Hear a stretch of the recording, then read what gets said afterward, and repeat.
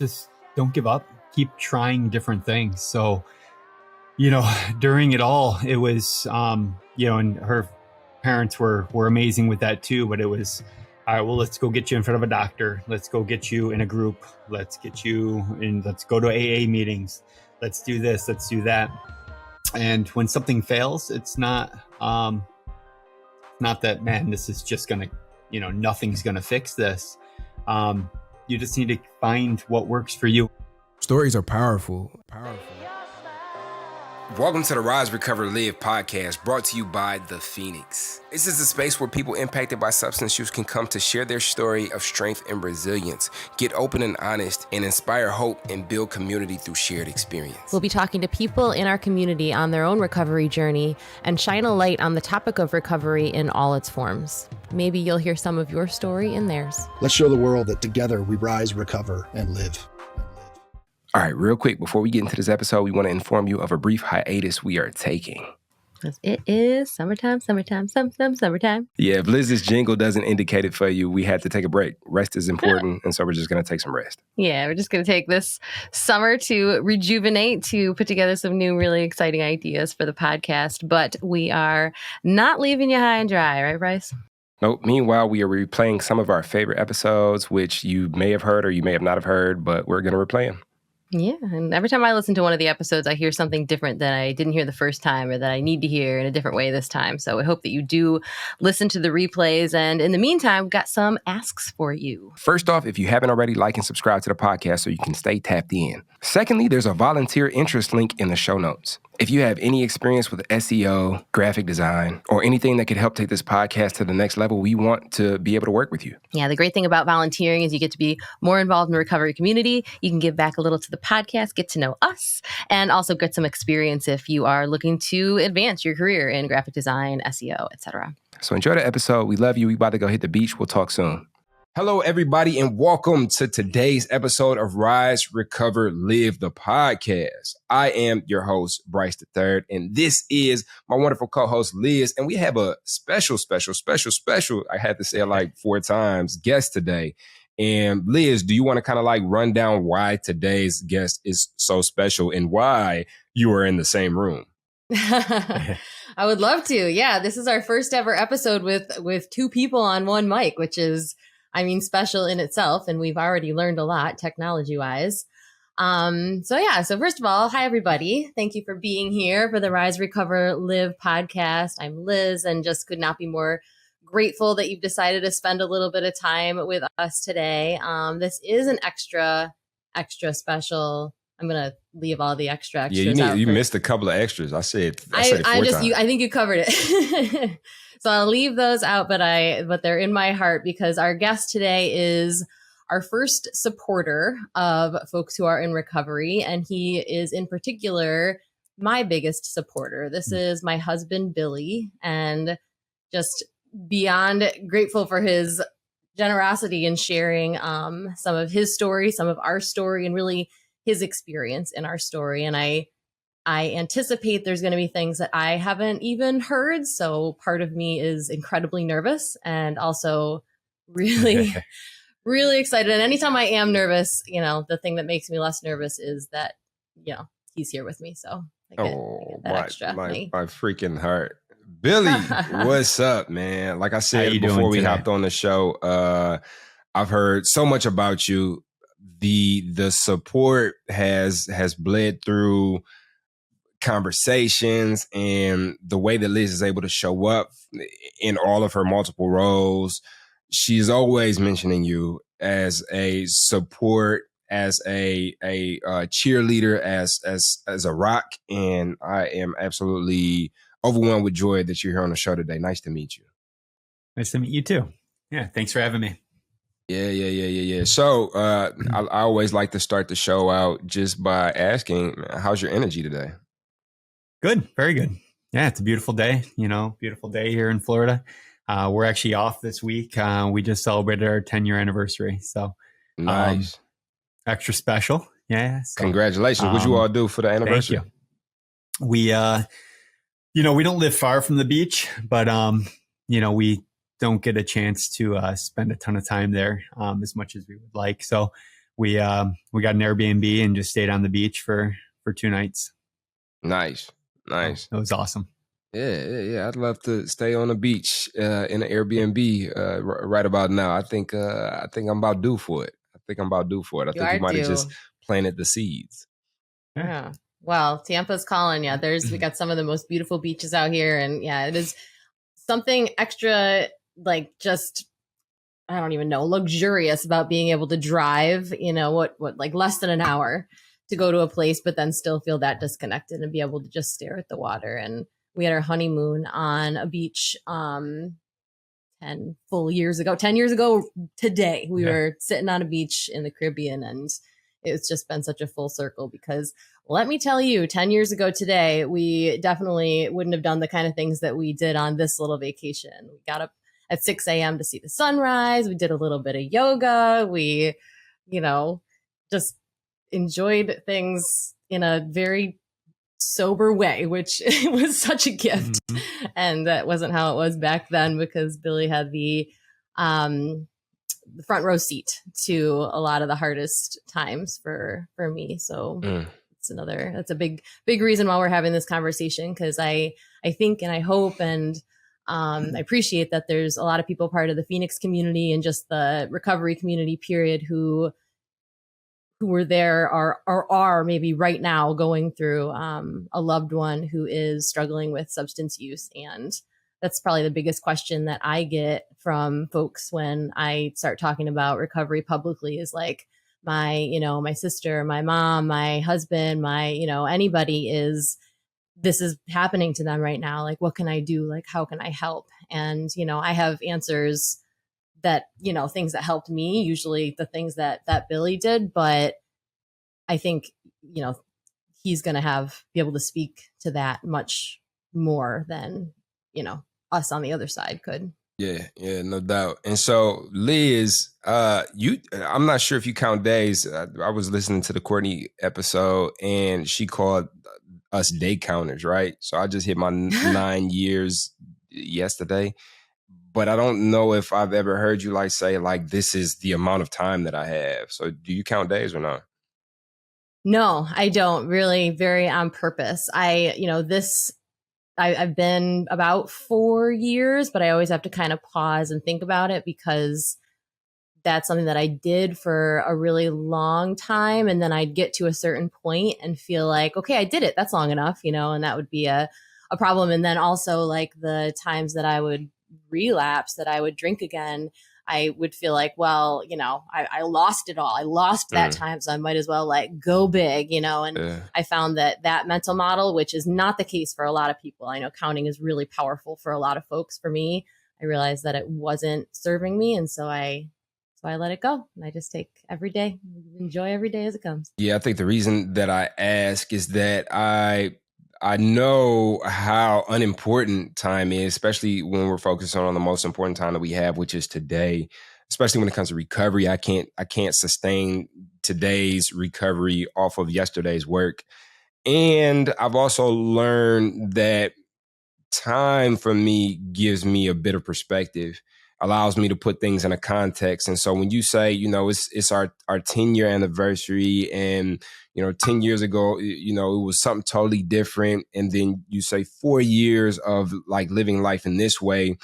I think that allows for us to look at, okay, what was it 5-6 years ago, and how much of a stride have we made in our relationship that allows for us to show up differently today than maybe 4 years ago. So what are Billy, this question is for you. What are some of the most noticeable differences on a trip, like an anniversary trip to the beach now than they were maybe 4 or 5 or 6 years ago?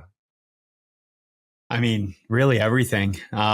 So it all started with day one. So when we met at a music festival, and, through friends, but that was just what we did. We got together, we were drinking, getting to know each other, having fun as a group. And that's just kind of how our relationship kind of began. It's how our friendship began. Our first date was a picnic where I brought a few bottles of champagne We had, picnic. We took a walk on the canal. We drank, and it just kind of became kind of who we were, and every time we hung out, it was a celebration. And, how do you celebrate with drinking? So, and nowadays we enjoy our time, better. It's not, hiding behind alcohol or, hey, we've got our, third or fourth drink and now we can have fun. We don't need to do that. So it's just, things have changed. I think something that you said, like every time we got together is a celebration, and that for some reason hit my little heartstrings, because I think, like, even in how you say that, how do we celebrate, with alcohol, with drinking? But do you feel like there's still that aspect of celebration in when you come together? Absolutely. Yeah. So, to kind of go even back from the beginning. So, that's, kind of how our relationship was just, and I come from a family, where my family drank a lot. I, became 21 even before I became 21, go to college. Drinking was just kind of what you do. I'm a big sports fan, as you can see by my Bills hat. Used to have season tickets, and, even going to those games, it was all about how many beers can we have before we go into the game? And just, it's amazing how you kind of get lost in it. And it's the norm because everyone around you is doing that. And, it's never, well, I don't have a problem. We don't have a problem. It's the normal thing to do. So, and through the years, it just became more and more. And it was get home from work and, it turned into, cracking open our second or third bottle of wine while we watch TV shows and watch movies. And just everything was, hey, let's go pour another glass. And so, and nowadays we don't need that, so we've discovered, I guess rediscovered ourselves. We've gotten healthy, and that's kind of a big thing with, we've exercising and going on nightly walks. So in the time that we used to spend sitting on a couch, drinking 2 or 3 bottles of wine, now we are out enjoying the river, out walking every night in Tampa Bay. We got our puppy, and that's kind of become our celebration. So it's just amazing how it's changed. I think, I look back at like those times when we did sit on the couch and just drink bottle after bottle of wine, and, it just became such a normal thing for us, but it was an obscene amount of alcohol, like looking back at it. But it was just our fun thing, it was like our special thing that we did together. But also, when you get sober, you look back and realize the ways that you were manipulative and you didn't even realize how manipulative you were being, even if it, intentional or not. And I know since the day we met, it was all about like, you just lived to make me happy. And in the most, wonderful, just the most wonderful man I've ever met in my entire life. And I've never known anyone that's been so committed to another person's happiness except for my mom and dad. So I think there were times that even before it became obviously a problem, there were times that I feel like would just give a little nudge of like, maybe this isn't something we need to do quite as much all the time. And I would have a reaction to that would immediately, you would retreat because you just wanted to make me happy, and I don't know. I'm just curious to know if you want to talk about any times that you feel like maybe there was some manipulation there, maybe when you would have liked to put on the brakes, but you just weren't sure how, because I had a reaction when you wanted to stop. Oh, so, and to be honest, the drinking, we were doing it a lot. But Liz, as I discovered throughout, after we got married and stuff, she suffers from anxiety. panic disorder, and was starting to, have some panic attacks and have high anxiety. And her coping mechanism was always drinking. So, and it was, I could always tell when she was really struggling, but it took a few years until I realized that she was struggling all the time and that drinking every night was making it easier for her to get through the day and get through the night. It was calming her anxiety a little bit. It was also making her anxiety worse. So, waking up the next day, struggling because, being hungover and wondering when you're going to get your next drink. But I spent many years of our marriage thinking it was the anxiety and that the alcohol was her coping mechanism and not the problem. And it took a while till we really realized that it was a combination. It was equal parts anxiety and equal parts alcohol. And, I never thought I had a problem. But, looking back, I absolutely did, and it's easy to see that now. And, it's great. Like right now I manage a bar, I'm the GM at an Irish pub, really popular one right here in downtown Tampa. And, I don't drink, so it's amazing to see the other side, now that we're both sober and just how healthy we are.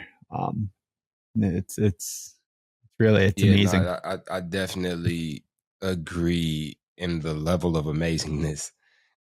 And so there is an energy that I'm looking to translate into words, because oftentimes with relationships, there is the growth or the devolving of one person's circumstances, and then the other person has to figure out where they fit in the midst of that other person's situation. And so oftentimes you'll see like either one person will decide like, okay, look, I got to change something. And then when that person changes that something, like everything in that person's life changes, and it impacts the relationship in such a way that it begins this conversation where like, well, do we really like connect? Do we really fit? Like, or, how much of how it is that I used to be plays a role into why we got together and why we were developing what we were developing. And so what I'm hearing is kind of like, there was some realizations in Liz's life, but it also sounds, Billy, like there were some realizations in your life as well. And it seems to me from the outside looking in, like maybe both of you all's journey aligned in such a way that there was some question asking in both of your lives simultaneously at the same time, and you continue to grow together. So what was that process like? Was there ever a point in your life, Liz, where it was like, oh, I'm going through it, but Billy's not, and like, was there ever like a disproportionate experience where it felt like, Billy, you had to show up for Liz in a way that you didn't think that you had to show up for yourself? Or like, was there, like, how were you able to keep things aligned in your journeys, I guess is the question that I'm trying to ask. Well, just like anything in recovery, it was completely linear and it went smoothly and we were just on the same track the entire time. Exactly the opposite of that. Yeah, no, I think, well, for just a long time, it was all about me. It just, had to be all about me. I mean, there were a lot of starts and stops, and there was years where it was like, am I going to make it? Like there was times that I don't know about you, but I didn't know if I would survive, this, this substance use disorder. And so all hands had to be on deck for me, that there were times that things would start going really well. I would have put together months and months of time, and then, and like you got a great new job, and, I was doing well in mine. And then I would just go off the rails and just take us completely off the rails. And it would again have to be all about me. Now we're back to struggling financially. Now we're back to doctor's appointments like crazy, trying to figure out, if medication is something that I need, and having, my family be with me all the time because, I couldn't even trust myself. And so like in the thick of it, I think it was so all about me. And then once I did get to the point that I was sober and, it's now, I think we both feel really steady in that. In my recovery, it's been a challenge too, to figure out how to have it be about both of us and how to be, equal partners again, where, we're both trustworthy people that I can help, I can be part of our life and, in a productive way. And I think we're there, but there's still some days that it's still like a constant conversation, like healing those little wounds, that happened over all that amount of time. You answer that question too. So the big thing with our journey, is, I mean, she's the most important person in my life. I knew that when I met her.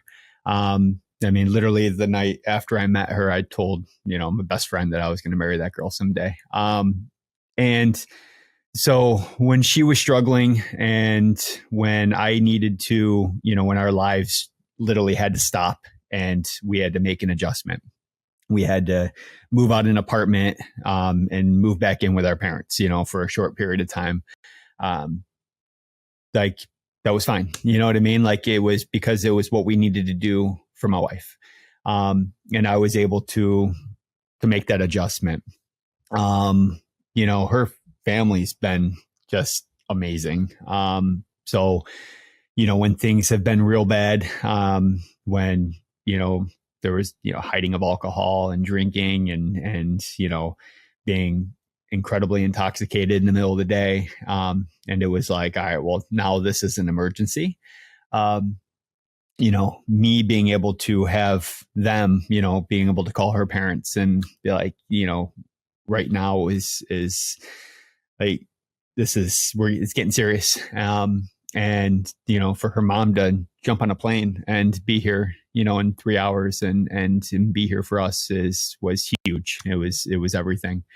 So having that support system, but it was, it's funny through everything. And, like the hardest times were, there was a lot of lying, and a lot of hiding of alcohol. That was really the difficult part.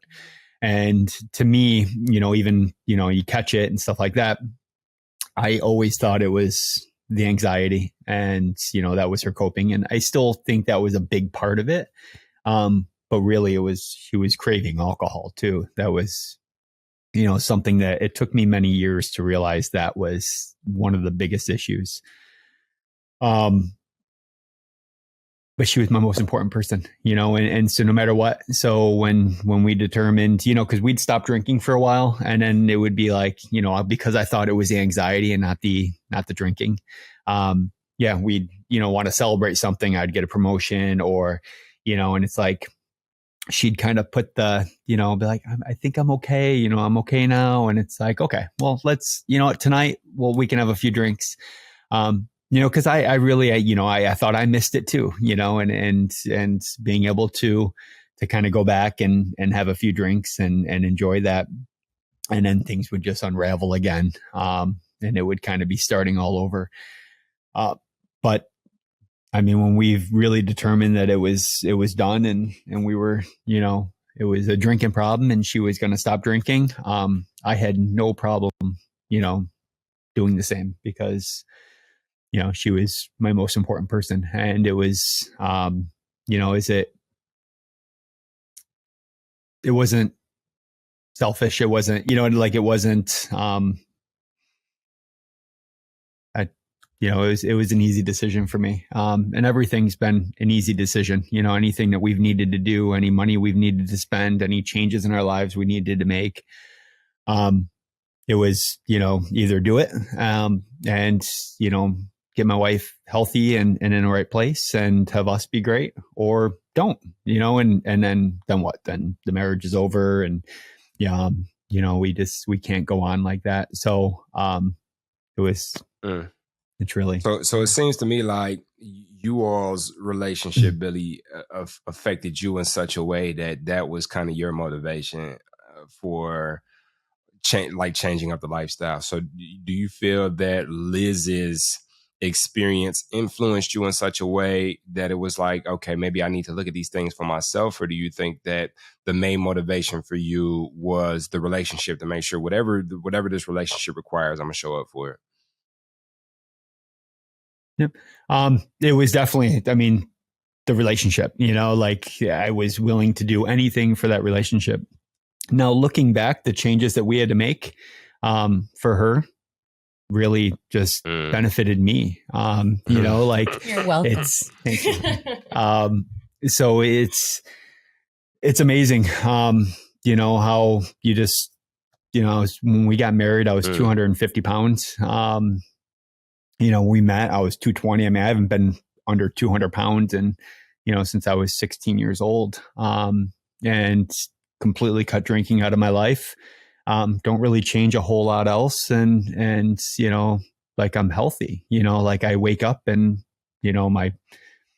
it's easier to wake up every morning. It's my bones don't hurt. I'm not, it's just, you just feel better, and it's something that I had to stop drinking, which I probably never would have done if she didn't have a problem, because it's just, that's the way I was raised. I grew up, that's what you do, and you go to a barbecue, you have a few beers, and, it's amazing how, this all, really it's the best part of everything is how our lives have changed for the better.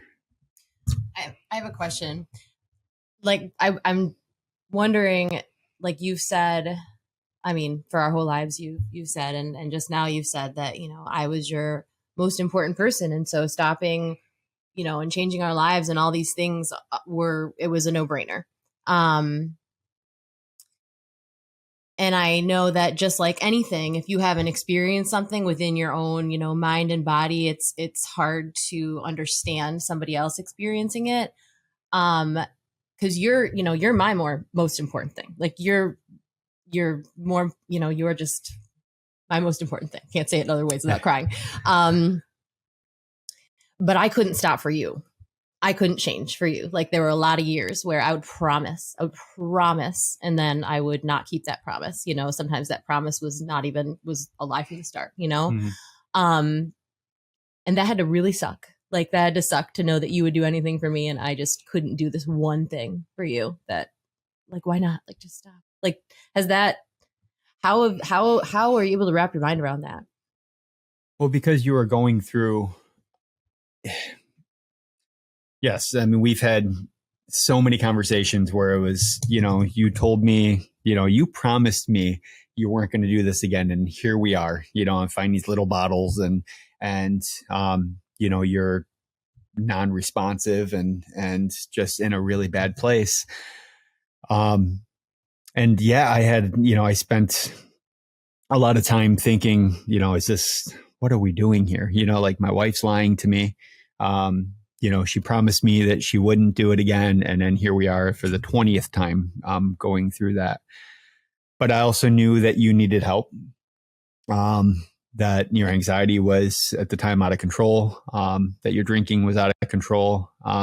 And, you were such an amazing person and your whole life is always about taking care of other people. So, in this moment you needed support, and I wasn't going to abandon you. So it was hard. It was difficult, but it was just something, something I had to do, so, and things changed, there were a lot of nights that, you'd go to bed early and you'd be passed out and, I just would have to continue, and you always said, one of the biggest things that helped her out through all of this was that I didn't stop living my life. So while she's going through that, I still went to work. And, if she needed me, I could, I would get away. I would, come home or whatever. But I continued to live my life. I continued to do the things that I enjoyed to do. Now, most of, our life, like most of the things that I enjoy are the things that we do together.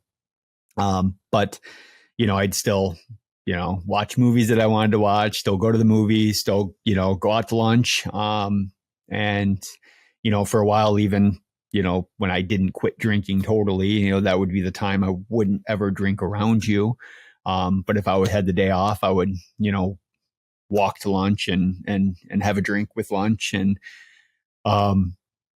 still go to sporting events and watch sporting events. And I just didn't stop living my life because you needed me to, just because then we both would have been in a bad place. So I continue to keep myself healthy, and to do the things that I needed to do to be healthy and there for us. And then be there for you. Showed me that it was possible. You just showed me that you could, that it was possible to get up in the morning and to go to work, and that, the world actually wasn't stopped. And this life thing that felt so impossible wasn't impossible. Like, you could have just like laid down and died with me. Like, we could have just both just gone totally down. But yeah, that was a really big deal. I remember just watching you get up in the morning and go to work as if things were like that level of hope to be able to get up and get in the car and go to work was something I couldn't even fathom. And that was a real gift. So for those watching this video on YouTube, if you scroll back maybe like 5 minutes, you might have seen some tears coming out your boy's eyes. I am damn near tearing up. This is because I've had an experience, and I'm sure we've all had different experiences, and like not everybody's story sounds like this. Not everybody's story aligns like this. There's a lot of codependency that could play a role into, the person who is really struggling and the person that's showing up for that person, and then when that person who's struggling stops struggling, the person who was showing up for that person is like, well, where's my purpose? Because, like my whole purpose was to show up for you when you were struggling. Like, now I'm bored. What's going on? And there's just a whole bunch of other different mixes that make it to where like this thing can kind of perpetuate for so long. But it just sounds like there was a lot of health and support present in the way that Billy, you showed up for Liz, and the way that Liz, now you're able to show up for Billy. And I think it's just a beautiful story. What would be your advice or suggestions, Billy specifically, for someone who is looking to show up for someone who may be going through a tough time? Because I know also another story is where, the person who's going through the tough time and the person showing up for that person, like, just doesn't understand. So it's like, why don't you just stop? Like, why are you lying to me? Like, why don't you just stop drinking? Like, I can stop and I can go to work and I can do these things. Why you can't do it? So what would be your suggestion or advice to somebody who may be currently going through trying to show up for their partner, and maybe they just don't understand what it is that their partner is going through, how to continue to show up? Through my life, I'm somebody who, I'm for the most part very positive. I've been fortunate to not really suffer from anxiety, or, when Liz and I got married and the anxiety and the panic attacks started showing up, I had no clue what those were. I had no understanding. It was hard to kind of comprehend. We had been gone to the hospital multiple times because she thought she was having a heart attack. And to have that conversation, like, honey, you're okay. Like, you're just breathe. And I can't tell you how many times I said that to her, not really realizing that it's not that easy. So my biggest advice is to keep an open mind. So, your experiences aren't the only experiences in the world. And, just because I don't suffer from anxiety, it doesn't mean that it's not a real thing.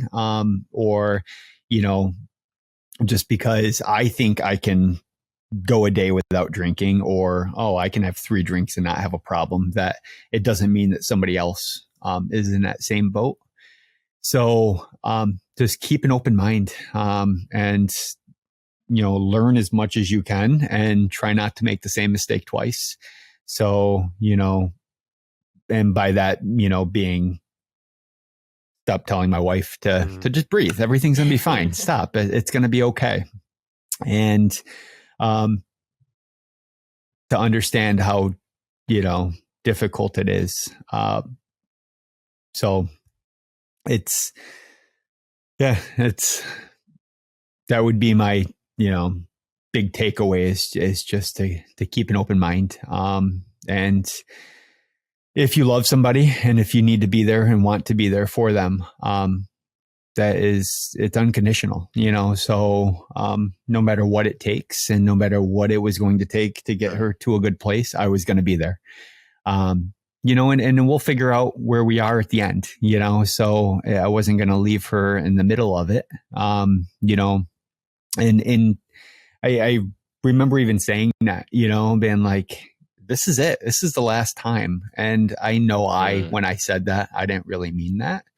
And I had said that a bunch of times too, you know, so, like, this is like, I'm leaving. This is it. Yeah. This is it. Like, are you kidding me right now? Like, you know, how many times do we got to end up in a hospital and, you know, so, I knew I wasn't going to just leave her. But that, I still said that, you know, and I did have a breaking point. You know, luckily I've got a long fuse, I guess, is one way of putting it. And, you know, I'm fortunate too. I mean, she's just the most important person in my life, and I wasn't going to abandon her. Yeah. You know. And I just want to throw in there, so like for those listening, like, you know, not everybody's story is the same, and I know in my experience, I can look back in hindsight. It's like, yo, why didn't? Because like now, like I wouldn't be able to tolerate what I put somebody through. You know, and it's like there was multiple times I look back at my story. It's like damn, why didn't you leave? You know, did it benefit me that she didn't? Yes. Did it help me to get to a point to where I was willing to ask for help myself? Yes. But was it the best? I think, like, if it was me, if I was her, like, would I have stayed? Hell no. You know, so love is weird and it takes us through twists and turns. But like, to the audience listening, like, if there is, we have to prioritize ourselves, you know? So if there is, you know, abuse, if there is, you know, stuff that is like, yeah, but I love them and I you know, I don't want to give up on them. What we need as your loved ones the most is to see you love yourself. And I think, like Liz shared, like, I needed to see somebody get up and go to work. I needed to see somebody be able to enjoy life in their own life, in their own ways. You know, I didn't need somebody up under me like, are you okay? Are you okay? Are you okay? Are you okay? Are you good? You know, I needed to see somebody operating. And that's like, I think, as somebody on Liz's side of the spectrum, I think that is the biggest influence that rubbed off on me, was to see somebody like not prioritize me. And it's like, wait, so you mean this is something I got to figure out? You know, and then that kind of, so the first thing, and I'll end with this, the first thing that I was told very early on, I went to rehab, and when I got to rehab, this guy, one of the nurse's assistants, he was like, hey, yeah, man, what you got going on? What you here for? And I'm like, yeah, man, you know, I got kids. And he stopped me right there. He's like, yeah, but you're not in here for him. You're not in here for them. You're in here for yourself. You know, your kids can't be anything unless you can be 100% for yourself. And it's like, oh, like early on, it was told to me like, oh, I can't do this for my kids. I can't do this for, you know, my girl at the time, their mom. I can't do this for my mom. I can't do this for anybody but myself.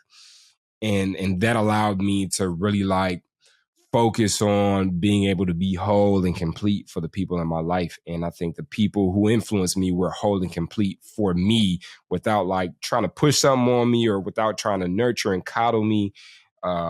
Yeah. So I just wanted to throw that in there. But I totally agree. Like I would, as awful as the experience was on the, substance use side, I 1,000 times would choose this side over the side of the person who loves somebody like me. Cause holy crap. Like the things, it's not like I had any control, but I at least could like pretend I did, like Billy and my family there was no control, and there was no, like, I feel like so many people who are in the family, the like supporter end, they just so desperately want to know, what is that? What can I do? What is the right thing to do here? Like, how can I help? How can I fix this?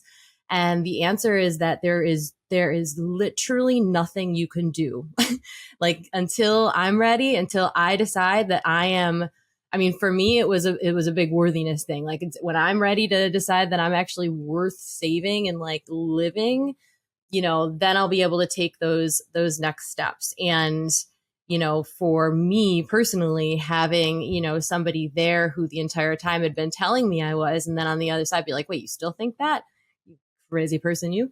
That was incredible. I had such a soft landing, and I am so fortunate because I think this is not, your typical, not a typical story, but I also think this was, a decade in the making. Like this, it didn't happen overnight. There were a lot of like ups and downs, and at no point was anything Billy was going to say or do going to either make me stop drinking or make me drink. That was entirely happening on the inside. And the fact that all of the choices he made were his choices, it wasn't, correct me if I'm wrong, but it wasn't like this obligation of like, well, I married her, like this is my, I have to. It was like you were getting up every morning and choosing.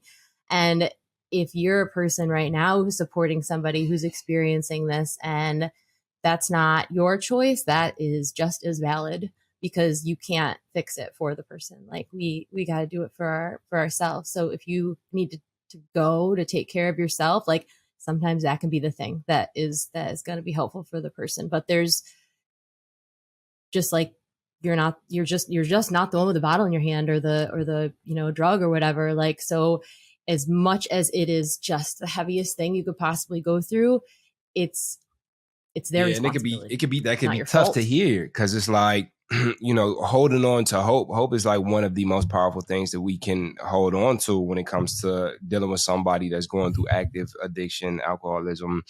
And we can really like, okay, but I know they're going to get better, and just like, one day is going to happen, and let me continue to show up.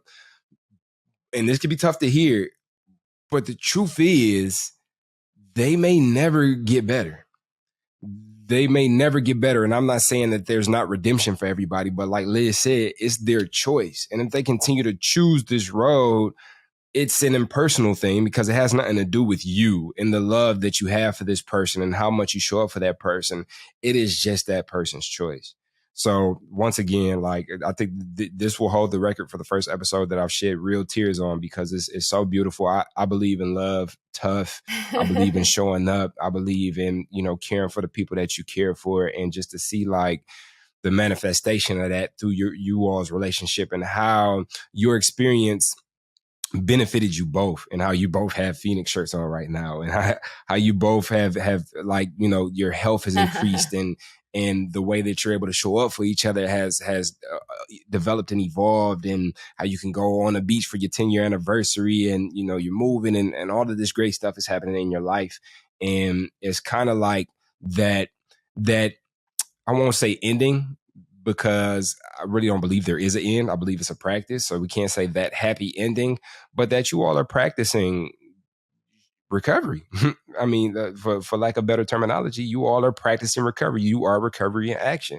And it's a beautiful thing to see. And I know the audience will benefit from this episode to see that this is a potential. This is a possibility, just like the gratitude that I feel that, for him and for just still being here, and not only just being here as a person who saw me through those hardest times, but also as a person who now is able to not track my phone to see where I am and not check my breath when I get home from, you know what I mean? Like that trust was rebuilt. And I mean, I know that's work that I did, but like, that's some badass trust. Like that is to be able to get to have gone through that. And then on the other side, be like, okay, I know that the person that you are is the one that's on the surface now, is incredible. And that's just a whole other journey. That could be a whole other episode in itself, like what the kind of aftermath. And, again, like you said, not that there is an aftermath, it's always a through,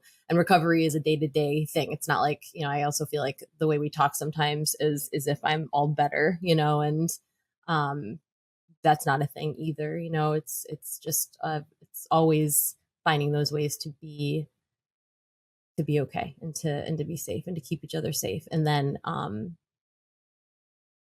just to prioritize each other and shift that focus from all being all about me and us just completely focusing on me all the time. So I think that's something that we're working on, because so really used to be in the spotlight. Before we get out of here, is there any more nuggets, any words of advice to people who are dealing maybe with people in active addiction, or who are on the path of reparations and looking to kind of piece things together? What would you all suggest? What are any last nuggets of wisdom that you have for anybody who may be going through these things? Just don't give up. Keep trying different things. So, during it all, it was, and her parents were amazing with that too, but it was, all right, well, let's go get you in front of a doctor. Let's go get you in a group. Let's get you in, let's go to AA meetings. Let's do this. Let's do that. And when something fails, it's not that, man, this is just going to, nothing's going to fix this. You just need to find what works for you, and everybody is different. So everyone's going to have their thing. And honestly, the Phoenix was one of the things that really did it. For Liz, that was the thing that really solidified it. Just having a group of people that were all in the same boat. But it wasn't like a sad get together. It wasn't, that it was just getting together and doing activities and physical activities. And, everyone was sober, and she all of a sudden had a community that was there for her, and I could go as well. That was huge. Because I felt like I was being at that point part of her sobriety too. And that I could show up and be there as a supporter, and there were other supporters there too. So I wasn't the only supporter. That was really grateful for that. And honestly, that was the thing that I think really solidified her recovery, her sobriety. So, and then, since then, I mean, that's why she works for the Phoenix now. And that's, it's because it's meant so much to us. And it still does. So it's just, don't give up. And, for anyone that's a supporter out there, just keep showing up every day, for the people you love. So, yep. And for yourself, and keep doing what you need to do to survive and to go on. It is a beautiful world. There are many things that out there that are awful. And there are times that things are difficult, but just waking up every day and getting to enjoy the sunrise and sunset and be with the people you love is just, it's like magic. So, keep doing everything you can to be able to do that every single day, and it's just, I'm grateful, so. Well, thank you for that nugget of wisdom, Billy, and thank you for your time and for showing up and popping on the podcast. I know people will be able to benefit from this episode, And once again, it probably won't be the last time this will happen, but this was the first time I shed real tears on an episode of Rise, Recover, Live. So definitely a record-setting episode. Well, thank you so much for having me. Thank you for coming on, babe. Thanks, Bryce, for hanging out with us on our anniversary week. And this was, I feel like these are the conversations that are really healing, you know, to be able to talk about it and be really honest about it. Honesty is something that's missing for those years where you're struggling. And so to be able to be honest right now is just a gift every day, even Thank you all for tuning days, in to this episode of Rise, Recover, Live. And we will catch you on the next episode. So now you're excited. Bryce, Liz, how do I get involved with the Phoenix? Well, my friend, it is super simple. We actually have an app. Head over to the Google Play Store or the Apple App Store, or look in the show notes of this podcast, wherever you're listening to or watching this podcast, and go download the Phoenix app. The Phoenix app makes it so easy to find classes that are near you or to access our virtual class schedule where you can hop on from the comfort of your home. You can also join our groups and have a conversation with someone from the Phoenix community from anywhere in the world. Please make sure that you join the podcast group where you can connect with Bryce and I and other listeners. Everything that you need is in the show notes. You can also head to our website at www.thephoenix.org. And maybe while you're there, you click the volunteer tab and get even more involved.